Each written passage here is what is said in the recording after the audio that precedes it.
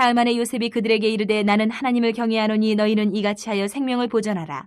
너희가 확실한 자들이면 너희 형제 중 한 사람만 그 옥에 갇히게 하고 너희는 곡식을 가지고 가서 너희 집안의 굶주림을 구하고 너희 막내 아우를 내게로 데리고 오라. 그러면 너희 말이 진실함이 되고 너희가 죽지 아니하리라 하니 그들이 그대로 하니라. 그들이 서로 말하되 우리가 아우의 일로 말미암아 범죄하였도다. 그가 우리에게 애걸할 때에 그 마음의 괴로움을 보고도 듣지 아니하였으므로 이 괴로움이 우리에게 임하도다. 루벤이 그들에게 대답하여 이르되 내가 너희에게 그 아이에 대하여 죄를 짓지 말라고 하지 아니하였더냐. 그래도 너희가 듣지 아니하였느니라. 그러므로 그의 핏값을 치르게 되었도다 하니 그들 사이에 통역을 세웠으므로 그들은 요셉이 듣는 줄을 알지 못하였더라. 요셉이 그들을 떠나가서 울고 다시 돌아와서 그들과 말하다가 그들 중에서 시므온을 끌어내어 그들의 눈앞에서 결박하고 명하여 곡물을 그 그릇에 채우게 하고 각 사람의 돈은 그의 자루에 도로 넣게 하고 또 길 양식을 그들에게 주게 하니 그대로 행하였더라. 요셉이 그 형들에게 이르되 나는 요셉이라. 내 아버지께서 아직 살아계시니까 형들이 그 앞에서 놀라서 대답하지 못하더라. 교회 소식을 전해드리겠습니다. 예배 시간 10분 전에는 도착해서 은혜를 사모하면서 예배로 나가시기를 바랍니다. 오늘도 변함없이 현관에 전도용품이 준비되어 있습니다. 있는 게 당연하니까 있는 듯 없는 듯 지나가지 마시고 우리에게 주신 마지막 사명입니다. 복음 전파. 꼭 가지고 가셔서 이웃들에게 전하시기를 바랍니다. 매일 성경 묵상 큐티 실천하시기 바랍니다. 모든 성도가 매일 같은 말씀을 묵상하고 나누고 말씀으로 하나됨의 열매를 맺으시기 바랍니다. 지난 사순절 기간 동안 부활절까지 지난 주일까지 진행한 크로스 47 사순절 묵상 이 모든 것을 완성하신 성도들에게 선물을 증정합니다. 11분이 처음부터 끝까지 다 하셨더라고요. 그래서 김은순 권사님, 박정현 집사님, 성민선 집사님, 윤중대 사모님, 이만영 집사님, 이순덕 권사님, 이재영 사모, 임종화 장로님, 진창수 집사님, 한상화 집사님, 그리고 홍석원 학생이 다 했어요. 중학생. 그래서 11명에게 선물을 드립니다. 재건 서울로의 정기회에 제가 참석하기 때문에 이번 주 금주 참석하기 때문에 화요일과 수요일 새벽 기도회를 개인 기도하는 시간으로 하려고 합니다. 그래서 차가 없으시게 시간 되면 또 교회로 나오셔서 함께 모여서 개인 기도해 주시면 감사하겠습니다. 오는 주일이 이제 5월달인데요. 5월 4일은 5월 첫 주일입니다. 그래서 온 가족 새벽 예배로 드리고 자녀들과 함께 참석해서 축복하시기를 바라고 또 더불어 5월 4일은 어린이 주일입니다. 어린이 주일. 안타깝게 우리 교회 어린이 예배가 지금 쉬고 있어요. 정말 기도하는 마음으로 참석하시면 좋겠습니다. 그래서 정교인 연합 예배로 드립니다. 그래서 어린이 주일 그러니까 어떤 친구가 왜 청소년 주일은 없어요? 어린이 주일이 그냥 같이 모여서 드리면 될 것 같아요. 그래서 꼭 아이들 또 교회 나오지 않는 자녀들이 있으면 이 주일은 꼭 참석할 수 있도록 전도하시면 좋겠습니다. 교우 소식을 전해드리겠습니다. 제3회 앙상블 레가토 정기 연주회가 있습니다. 밖에 포스터도 붙어있는데요. 우리 임종화 장로님 그리고 소주현 성도가 연주자로 출연을 합니다. 그래서 관심 가지시고 참여를 바랍니다. 5월 1일 금주 목요일 오후 7시 30분에 대전 예술의 전당 앙상블 홀에서 연주회가 되고 지금 맨 뒷좌석에 보면 몇 개의 이 티켓을 가져다 놓으셨어요. 참석하실 분들은 맨 뒷좌석에 보면 이 티켓이 있습니다. 정보명제 뒤에. 그래서 이거 꼭 가지고 가셔서 티켓 가지고 참석하실 수 있습니다. 많이 참석해 주시기 바랍니다. 총회 및 노예 소식을 전하겠습니다. 제164회 재건 서울로의 정기회가 금주에 개최가 됩니다. 회의에 임하는 서울로의 소속 교회 목사님들, 총대님들께 지혜와 명철을 주셔서 하나님의 뜻을 깨닫고 순종할 수 있도록 기도해 주시기를 바랍니다. 날짜는 4월 28일 내일 월요일 5시 30분부터 시작해서 마치는 시간은 항상 다릅니다. 수요일까지 갈 때도 있고 화요일 저녁 늦게라도 마칠 때가 있고 또 안건에 따라서. 근데 이번에는 좀 늦을 것 같아요. 얘기를 들어보니까 이번에 목사 안수식이 중간에 있습니다.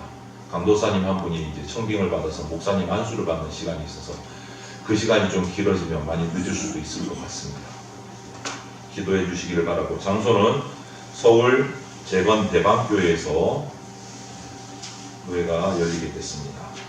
선교 소식을 하나 전하겠습니다. 우리가 후원하고 있는 선교사님 중에 태국에 박성률 선교사님이 계신데 지금 국내에 잠시 일이 있어서 들어와 계십니다. 그래서 다음 주일 지나고 다시 태국으로 들어가시는데 모시고 예배를 같이 드리고 우리가 후원하는 태국 선교지 소식도 좀 듣는 시간을 가지려고 합니다. 그래서 다음 주일 어린이 주일 오전 예배에 박성률 목사님 모셔서 설교하시고 또 선교 보고도 하시고 그렇게 할 예정입니다. 그래서 일주일 동안 기도하시고 우리가 후원하고 있지만 그날도 하나님이 주시는 마음이 있어서 특별하게 박성교사님께 선교 헌금을 또 직접 전달하실 분은 또 전달하셔도 될 것 같습니다.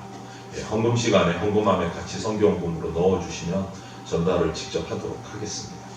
그래서 다음 주일 오전 11시 주일 오전 예배 때 함께 선교사님과 예배 드리도록 하겠습니다. 제목을 고민을 많이 했습니다. 짧게 할까, 길게 할까 하다가 어쩔 수 없이 그냥 원래 생각했던 대로 적었어요.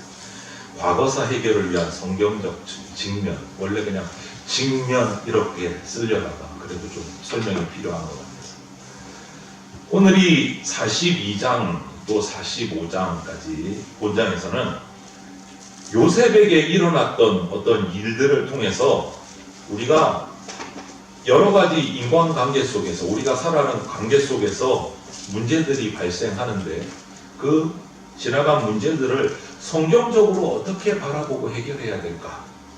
이것을 오늘 한번 살펴보려고 합니다. 요즘 우리나라에도 정치권 논쟁이 참 심합니다. 과거에 잘했느니 잘못했느니 뭐 이러면서 재판을 받아야 되니 안 되니 뭐 하여간 정신이 없어요. 혼란스럽습니다. 기도 제목인데 이 문제를 또 둘러싸고 나라가 또 나뉘어져 있는 것 같아요.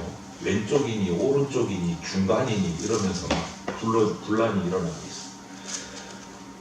왜냐하면 우리가 이것이 우리 대한민국이라는 공동체에 해결해야 될 문제, 과거이든 현재이든 문제이기 때문에 이것을 해결해야 그 다음을 나갈 수 있기 때문에 이런 참 혼란스러운 과정을 겪어 나가는데요. 우리에게는 과거 없는 사람은 아무도 없습니다.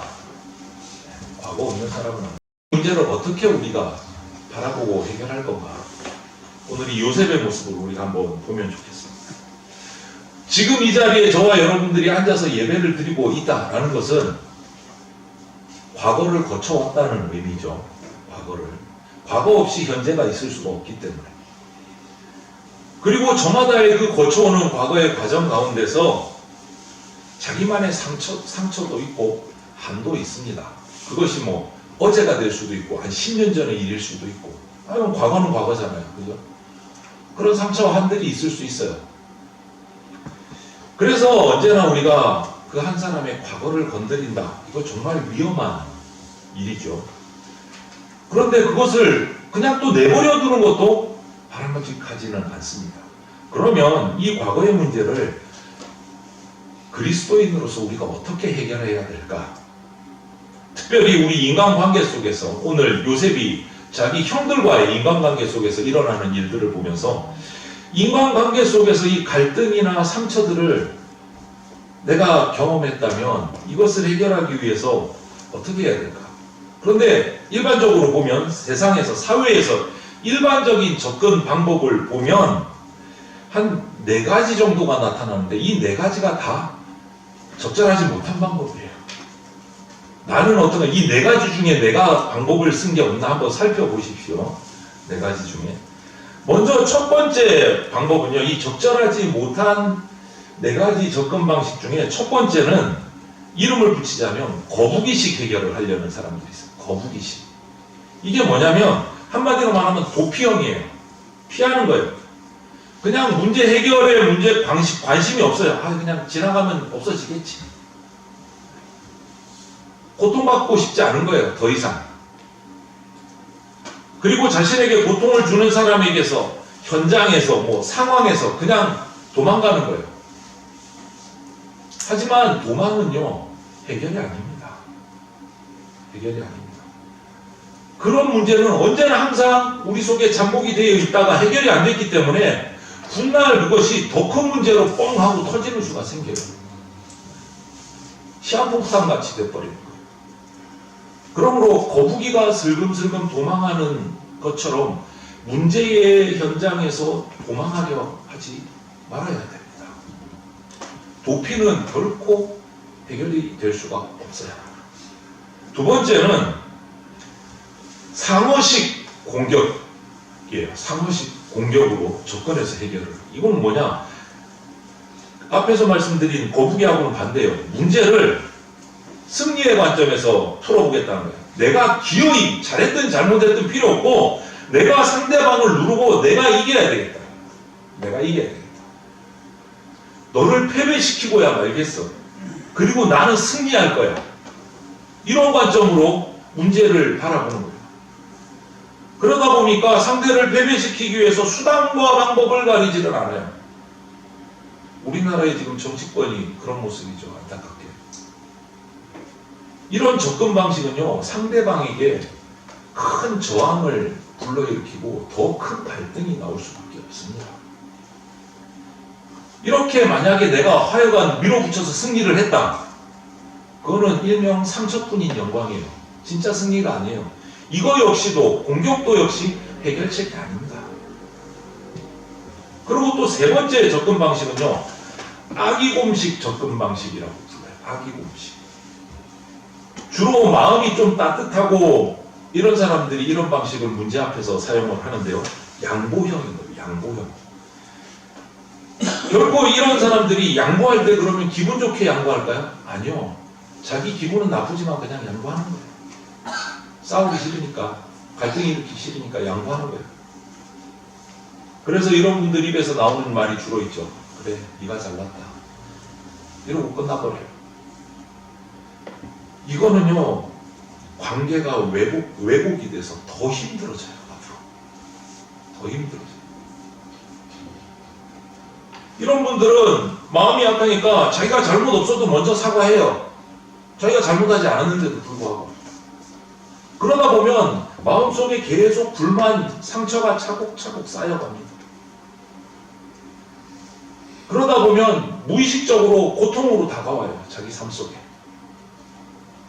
그래서 이 양보형도 아기곰식 접근 방식도 역시 올바른 해결이 안 됩니다. 한 가지 더가 있는데 요번에는 여우식 접근 방식이에요. 여우식 접근 방식인데 다른 말로 하면 절충형, 타협형 이렇게 말할 수 있을 것 같아요. 여우는 좀 지혜롭다는 말보다 약삭 빠르잖아요. 그래서 너도 요만큼 양보해라. 나도 요만큼 양보할게. 그냥 그렇게 해서 우리 여기까지만 하자. 이런 거예요. 물론 우리가 처한 여러 가지 상황들 가운데 이렇게 절충이나 타협이 필요한 부분이 있기는 있습니다. 그래서 우리는 타협하는 것을 배우기도 해야 돼요. 그러나 무작정 양보하고 상대방도 양보하고 이러다 보면 나도 상대방도 다 불만족해요. 다 찝찝해요. 마음속에 양쪽 다 갈등이 계속 남아있는 거예요. 절충이 필요한 상황도 있지만 반드시 모든 상황에 절충, 타협이 최선의 해결책은 안 됩니다. 이거 역시도 바람직한 방법은 아니에요. 그러면 어떻게 해야 돼요? 이 넷 다 마땅하지 않아요. 여러분 어떠세요? 문제가 생기면 이 네 가지 방법 중에 하나를 선택하지 않으십니까? 근데 이게 전부 다 바람직하지 못한 방법이에요. 그러면 어떻게 해야 되나? 내가 그리스도인인데.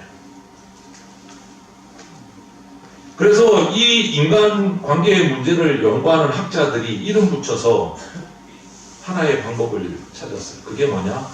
부엉이식 접근 방법이라고 이름을 붙였더라고요. 부엉이는 언제나 지혜롭습니다. 여우의 간사한 지혜하고는 달라요. 건강한 지혜라고 할 수 있어요. 그래서 부엉이는 도망가지 않고 해결합니다. 도망가지 않는다라는 이 말은 그 문제의 현장에서 부딪히겠다는 거예요. 이것을 심리학자들은 한 단어로 설명하는데 직면이라고 표현해요. 직면. 지금 당장은 힘들고 어렵겠지만 그 현장에서 부딪혀서 지혜롭게 직면해서 문제를 해결하겠다는 거예요. 오늘 본문의 요셉을 통해서 우리가 그 직면에서 문제를 해결하는 방법을 찾아가 보려고 합니다. 먼저 이 직면에서 문제를 해결할 때 첫 번째는 잘못하면 아까처럼 상호식 공격이 돼요. 니 죽고 내 죽고 뭐 한번 해보자 뭐 이렇게 되면 안 되는 거예요. 이거는 직면이 아니에요. 부엉이식이 아니에요. 부엉이식 접근 방법의 첫 번째는 결정적인 때를 기다릴 줄 알아야 돼요. 본문 창세기 42장은 요셉이 자기 일생에 괴로움을 주었던 누명을 씌워서 자기를 노예로 팔아버렸던 형들을 드디어 만났어요. 직면하는 과정을 42장에 보여주고 있어요. 그런 과정에서 요셉은 바로 복수를 하고 막 이런 게 아니고 연극을 하기 시작합니다. 매우 지혜롭게 접근합니다.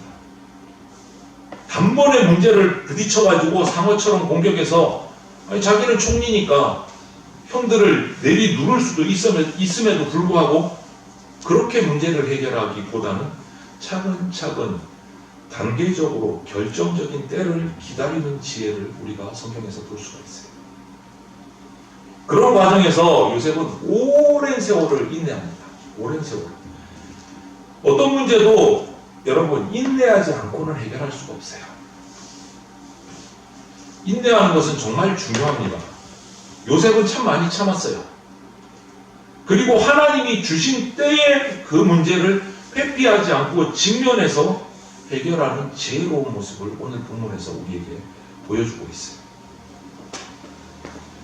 그러면 자신을 죽음의 자리로 몰아넣었던 그 형들을 만나는 이 현장 장면에서 요셉은 어떻게 이 원수를 해결할 수 있을까? 원수잖아요, 원수. 형들 10명이 자기를 노예로 팔고 죽었다고 했으니까. 그 몇 가지 중요한 단계를 한번 찾아보려고 합니다. 그러면서 우리가 어떤 사람과 막 갈등이 생겼을 때 이것을 어떻게 하는 것이 성경적으로 직면하고 푸는 방법일까? 우리가 깨닫기를 바랍니다. 첫 번째, 갈등을 해결하는 성경적인 측면은요, 복수의 차원에서 여러분 접근하지 말아야 됩니다. 내가 어떤 상처를 받았든지 간에 내게 상처를 준 사람을 만났을 때 복수하는 심정을 가지고 접근하면 안 돼요. 복수는 하나님의 방법이 아닙니다. 하나님은 원수 갚는 일, 복수하는 일을요, 우리 사람에게 위임하신 적이 없어요. 하나님이 우리에게 너 복수해도 돼 이렇게 하신 적이 없다라는 거예요. 그렇기 때문에 복수는 우리 인간의 방법이 아니에요. 하면 안 되는 겁니다.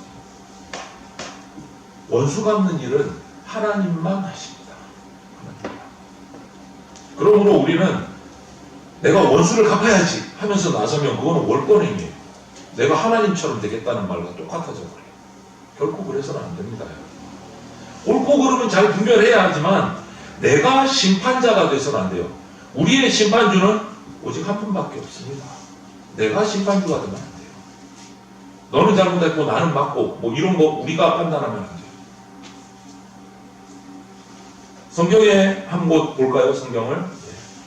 내 사랑하는 자들아, 너희가 친히 원수를 갚지 말고 하나님의 진노하심에 맡기라. 기록되었으되 원수 갚는 것이 내게 있으니 내가 갚으리라 하고 주께서 말씀하십니다. 원수 갚는 일은 주님께만 있습니다. 하나님이 하시는 거예요. 여러분 억울한 것 있어도 나서지 마십시오. 복수하려고. 하나님은 다 알고 계십니다. 요셉은 그래서 복수하지 않고 인내하면서 그 때를 기다립니다.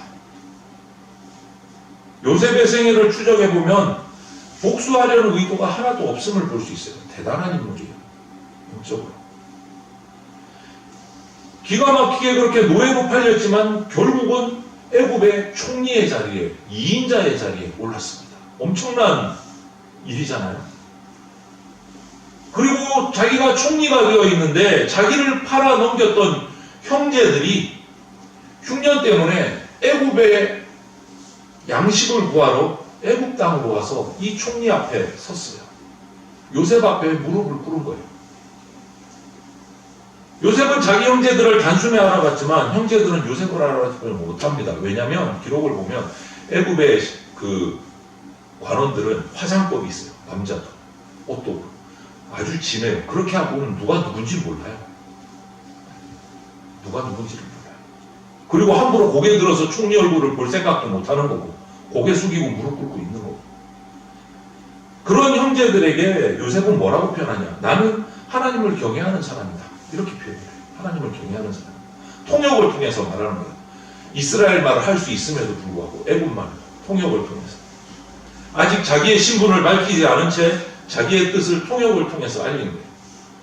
나는 하나님 경외하는 사람이다. 이것을 밝힌 것은 하나님 방식으로 해결하겠다. 여러분, 하나님의 방식이 아닌 방식으로 우리 인간관계의 크고 작은 문제를 해결하려고 하지 마십시오. 복수의 차원에서 접근하면 안 됩니다. 두 번째는 분노로 접근하면 안 됩니다. 마음속에 아직 분노가 가시지 않았다면 차라리 그냥 아무것도 하지 말고 만나지 마십시오. 그 상대방 말도 하지 마십시오. 분노가 아직 있다면. 분노가 통제할 수가 없으면 아직 해결의 때가 안 된 겁니다. 그때를 기다리셔야 돼요. 조금 더 기다려야 돼요. 다스려지지 않는 분노처럼 위험한 게 없어요. 분노로 일을 해결하는 것은 방법 중에 가장 유치한 방법입니다. 성경은 이것을 절대적으로 금지하고 있어요. 야고보서 1장 20절에 이런 말씀이 있습니다. 사람이 성내는 것이 하나님의 의를 이루지 못합니다. 우리가 그런 인간관계의 문제에서 폭발해서 막 화를 내기 시작하면 하나님의 의를 이루지 못해요. 뭐 저도 그렇게 실수할 때가 있습니다만 돌아보면 아이고 정말 그때 생각하면 창피하다, 부끄럽다 이런 생각밖에 안 들어요. 내 속에 아직 분노가 끓고 있다면 가만히 때를 기다리셔야 됩니다. 그리고 기도하셔야 됩니다. 분노가 해결될 때까지 기다리셔야 돼요. 그런데 이 분노가 가라앉는 시간이 사람마다 제각각이에요. 세월이 오래 걸릴 수도 있어요. 인간에게 분노처럼 정말 치열한 문제는 없습니다. 이 문제가 해결될까지 오늘의 주인공인 요셉은 얼마나 기다렸을 것 같습니까? 한 시간, 뭐 하루, 한 달쯤? 요셉이 형들에게 팔리고 가족들과 헤어져서 애굽으로 온 지 오늘 보면 22년이에요. 22년. 하나님은 요셉을 그렇게 기다리게 하셨어요. 22년. 형들과 헤어진 지 13년 만에 애굽의 국무총리가 됐습니다. 그리고 7년 동안 흉년이 왔어요. 그리고 다시 2년이 지났습니다. 여러분, 22년이 지난 거예요. 많은 경우 분노가 가라앉고 문제를 이성적으로 해결할 때까지는요, 긴 세월이 필요합니다. 요셉은 22년 걸렸어요. 하나님이 그때를 기다리게 하신 거예요. 결정적인 때를 드디어 주셨습니다. 마침내 형들이 식량을 구하러 흉년 가운데 애굽에는 식량이 많다더라 소문을 듣고 애굽으로 식량을 얻으러 옵니다. 사러 오는 거예요. 제 발로 자기가 팔았던 몰랐지만 요셉을 찾아온 거예요. 하나님이 만나게 하신 거예요. 형제들을 본 순간 얼마나 많은 생각, 갈등, 감정 막 이것들이 교차했겠습니까? 요셉 입장에서. 과거에 자기를 팔았던 형들의 모습, 팔리고 나서 그 종으로서 엄청 고생했더니 많은 것들이 주마등처럼 쫙 지나갔을 거예요. 그런데 요셉은 그럼에도 불구하고 섣부르게 행동하지 않았습니다. 형제들을 만난 후에 자기 신분을 노출하지 않고 대화를 시도하면서 지금 이것이 하나님이 나에게 주신 때인가를 확인했어요. 그리고 3일 만에 다시 부릅니다. 이 만남을 통해서도 역시 자기 신분을 드러내지 않아요. 일단 이스라엘 땅에 가족들에게 다시 갔다 오게 합니다. 곡식을 주어서 보내고 대신 볼모로 한 사람을 형제를 애굽에 잡아둡니다. 그리고 그들이 갔다가 다시 돌아와서 두 번째 만남을 통해서 드디어 해결해가는 모습을 볼 수 있어요. 그 과정을 보내고 다시 와서 두 번째 만나는 그 과정을 통해서 충분히 요셉은 자기 마음을 준비를 한 거예요. 분노가 아니고 하나님의 방법대로 준비를 한 거예요. 아주 이성적으로 준비를 한 겁니다. 여러분, 결코 이 문제에 감정적으로 접근하지 말아야 됩니다. 감정은 문제를 해결하는데 아무런 도움이 안 돼요. 유치한 사람일수록 이 문제 앞에서 감정의 노예가 돼서 끌려갈 수 있습니다. 우리는 그리스도인은 결코 이런 관계의 문제 앞에서 감정의 노예가 되지 말아야 합니다. 한국 사람들 폭발 잘하잖아요. 울컥해갖고 소리 지르고 폭발하는 한국 사람들 특성인 것 같아요. 결코 분노로 접근하지 마십시오, 여러분. 세 번째, 그럼 어떻게 접근해야 되나? 서로의 승리를 위해서 접근해야 돼요. 윈윈이라고 그러죠. 해하는 사람 없이 저 사람도 좋고 나도 좋고 서로 승리하기 위해서 접근해요. 쌍방의 승리를 위해서 서로 같이 살자는 거예요. 누구 한 명 죽고 상처받는 게 아니고 요셉은 정말 상생의 차원에서 이 형제들에게 접근하고 있어요. 자기도 위해서, 형제들도 위해서, 모두의 유익을 위해서 접근합니다. 이것이 성경적인 직면이에요. 여러분. 성경적인 직면은 윈윈입니다. 같이 사는 거예요. 같이. 그리고 한 가지 더 성경적인 직면은 관계 회복의 목적을 가지고 접근해야 돼요. 관계 회복. 요셉에게 형제들과 관계 회복을 할 의지가 없이 그냥 복수심만 불탔다면 이런 뭐 한 번 보냈다가 두 번 왔다가 뭐 이런 연구 과정 필요 없었을 거예요. 오, 딱 걸렸어. 한번 죽어봐. 이러면서 정말 괴롭힐 수 있었어요. 내가 얼마나 고생한 줄 알아. 이러면서 쥐고 흔들 수 있었어요. 그럼에도 불구하고 요셉은 그러지 않았어요. 긴 이 과정을 통해서 관계 회복의 때가 됐는지, 형들이 정말 반성하고 있는지, 나를 생각하고 있는지 이것을 알아보기 위한 테스트들을 합니다. 여러분, 인간관계의 문제 왜곡은요, 대부분 쌍방과실일 때가 많습니다. 쌍방과실일 때가. 그런데 어떤 경우에는 극소수지만 일방적으로 당하는 수도 있어요. 오늘 요셉이 일방적으로 당했어요. 형들에게 그냥 얼떨결에 잡혀서 그냥 종으로 팔린 거예요. 전적으로 형들이 실수하고 잘못한 거죠. 이런 경우에 반성의 기미가 있는지 회복해 따져볼 필요가 있습니다. 그런데 드디어 형들에게서 이 과정을 겪어오면서 반성의 기미가, 회복의 징후가 보인 거예요. 말씀을 한번 보면 42장 21절부터 22절인데요. 그들이 서로 말하되 우리가 아우의 일로 말미암아 범죄하였다. 벌써 이제 나오는 요셉 한 거를 항상 가슴에 이렇게 묻고 있었거든요. 괴로운 거. 범죄하였다. 그가 우리에게 애걸할 때에 그 마음의 괴로움을 보고도 듣지 아니하였으므로 이 괴로움이 우리에게 임하였다.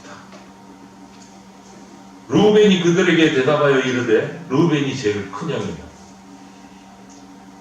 내가 너희에게 그 아이에 대하여 죄를 짓지 말라고 하지 아니하였더냐. 그래도 너희가 듣지 아니하였느니라. 그러므로 그의 핏값을 치르게 되었다. 죽은 걸로 알고 있는 거예요, 요셉이. 이제 그 핏값을 우리가 오늘 이 애굽에 와서 애굽 사람들한테 고통당하고 있다. 조롱당하고 있다. 형들의 마음속에 묻혀있던 양심이 다시 조금씩 회복되기 시작한 거예요. 여러분, 일시적으로 양심이 잠들 수는 있지만 양심 없는 사람은 없습니다. 양심은 반드시 있어요. 그 형들의 잠들었던 양심이 깨어나는 거예요. 그래서 요셉은 깨달았다. 이제 때가 되었구나 라는 것을 깨달은 거예요. 그래서 그 다음 요셉이 어떻게 했느냐? 윈윈이라고 그랬죠. 서로의 필요를 채우면서 접근합니다. 서로의 필요를 채우면서. 그래야 여러분 온전한 화해가 이루어져요. 시시비비 넌 잘했고 난 잘했고 뭐 이것만 따지다 보면 또 다른 상처가 생겨요. 그거는 해결 방법이 아니에요.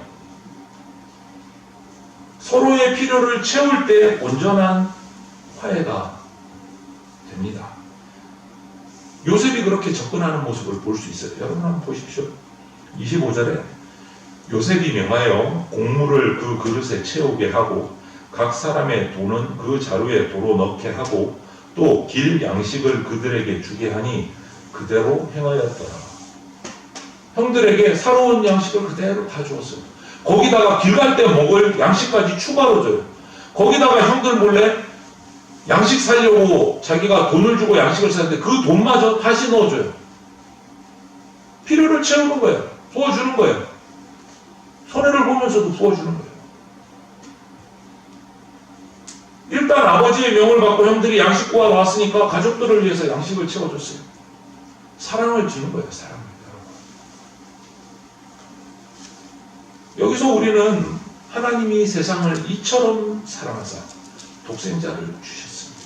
요한복음 3장 16절 성경의 전체 요절을 기억해야 돼요. 여러분 우리가 뭐 잘나서 하나님이 우리 사랑해 주셨습니까? 아니잖아요. 하나님이 우리를 사랑하셔서 그냥 독생자를 보내주신 거예요. 그게 관계를 회복하는 첫 번째예요. 필요를 채워주는 거예요. 우리가 사랑한다면 구체적인 어떤 필요를 상대방에게 공급해주는 그러한 모습이 필요해요. 여기서부터 요셉이 구체적인 사랑을 전하고 공급을 채워주는 행동이 시작이 돼요. 그러면서 형들에게 점점 가까이 나가는 거예요. 그러면서 형들의 양심이 자꾸 깨어나요. 그리고 하나님의 마음이 그들에게 들어왔어요. 이제 양심이 깨는 게 아니고 그 다음 한 단계 남아서 하나님을 바라보게 돼요. 볼까요? 그가 형제에게 말하되 내 돈을 도로 넣었도다. 보라 자루 속에 있도다. 형들이 가다 보니까 돈이 다시 들어온 거예요. 큰일 났다. 이제 그들이 혼이 나서 떨며 서로 돌아보며 말하되 하나님이 어찌하여 이런 일을 우리에게 행하셨노. 이제서야 정신 차리고 하나님 앞에 매달리는 거예요. 어째서 이런 힘든 일이 일어났을까? 하나님이 우리에게 왜 이러실까? 양심이 깨어나니까 하나님을 보게 되는 거예요. 자기의 잘못을 보고. 형제들의 입속에서 드디어 하나님 소리가 나왔어요. 양심이 깨어나는 것만으로는요, 여러분, 우리 인간 문제가 해결되는 것이 100%가 안 돼요. 결국 하나님이 도와주셔야 모든 문제가 해결이 됩니다. 인간의 모든 문제들 하나님이 도와주시지 않으면 온전히 회복한다? 불가능합니다. 하나님이 오늘 요셉과 형들 사이에 드디어 역사하시기 시작할 거예요. 여러분, 그리고 마지막 마무리는 어떻게 하느냐? 결정적인 시기에 하나님의 때에 화해해야 됩니다. 결정적인 때. 하나님의 때에 손을 먼저 내밀어야 돼요. 하나님의 때에. 때가 무르익지 않으면 손해보는 경우가 많습니다. 더 상처 입을 때가 많아요. 지금 요셉처럼 인내하면서 차곡차곡 하나님의 방식대로 관계를 회복시켜 와서 결정적일 때가 되면 먼저 손 내미는 겁니다. 먼저. 상대방이 내밀 때를 기다리는 것이 아니고 내가 먼저 손 내밀어요. 그들의 필요를 채워주면서.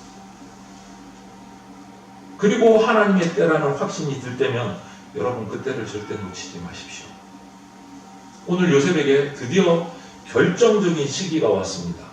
그래서 요셉이 형들이 다시 자기 앞에 나왔을 때 드디어 이야기합니다. 그것이 오늘 창세기 45장 3절 말씀입니다. 같이 한번 읽어볼까요? 시작. 요셉이 그 형들에게 이르되 나는 요셉이라 내 아버지께서 아직 살아 계시니까 형들이 그 앞에서 놀라서. 여러분, 이 순간 용서와 회복의 드라마가 짜잔하고 이루어지는 거예요. 하나님의 방법대로. 기다리면서 얼마나 속이 탔겠습니까? 부글부글했겠습니까?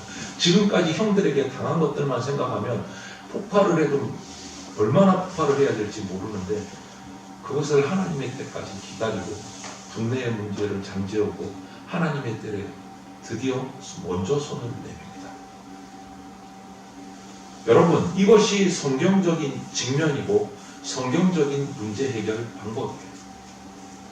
저와 여러분들이 오늘 이 요셉의 방법들을 보면서 나에게 어떤 관계의 문제가 있을까 한 번 더 곰곰이 살펴보시고 뭐 교회 안이든 밖에 사회생활이든 가족관이든 어떤 관계든 간에 그 문제 앞에서 우리는 예수 그리스도의 십자가 사랑으로 다시 살아난 사람들입니다. 성경적으로 문제 앞에서 직면하고 요셉처럼 문제를 사랑과 화해로 용서로 해결해서 아름다운 그 사랑의 공동체를 만들어가기를 주님의 이름으로 축원을 드립니다. 아멘. 함께 기도드리겠습니다. 우리를 사랑하셔서 독생자 예수님을 보내주셔서 구원의 길을 열어주신 하나님 아버지, 우리 가운데도 인간관계의 상처나 아픔으로 괴로운 성도들이 있을 줄 압니다. 하나님 아버지, 우리에게 이 모든 문제를 성경적으로 직면하는 방법들을 배울 수 있도록 도와주시옵소서. 그래서 인간관계에 궁극적인 승리자, 용서자, 화해자가 되게 하여 주시옵소서. 하나님 아버지, 우리는 늘 인간관계에 미숙합니다. 그래서 늘 실수하고 상처를 주고받고 또 해결하다가 더 큰 상처를 입을 때도 있습니다. 주님, 우리의 미숙함을 불쌍히 여겨주시고 좀 더 성숙한 하나님의 사람으로 살아갈 수 있도록 이 시간 도와주시옵소서. 요셉처럼 살게 하여 주시옵소서. 날 위해 죽으시고 부활하신 예수 그리스도의 이름으로 기도드립니다. 아멘. 기도드리겠습니다. 주 예수 그리스도의 피 묻은 십자가 은혜와 독생자를 보내주신 하나님 아버지의 그 크신 사랑과 지금 이 순간에도 역사하고 계시는 성령님의 보호 인도하심이 우리가 그리스도인이라고 하면서도 늘 삶 속에서 상처 입고 힘들어합니다. 이제는 주님의 십자가 사랑을 받아 구원받은 하나님의 자녀답게 삶의 관계의 문제를 요셉처럼 하나님의 방법으로 지혜롭게 해결하는 성숙한 용서와 사랑의 사람으로 살아가기를 간절히 사모하는 대전장로교회 성도들과 모든 주의 백성들 머리 위에 영원토록 함께 있을지어다. 아멘.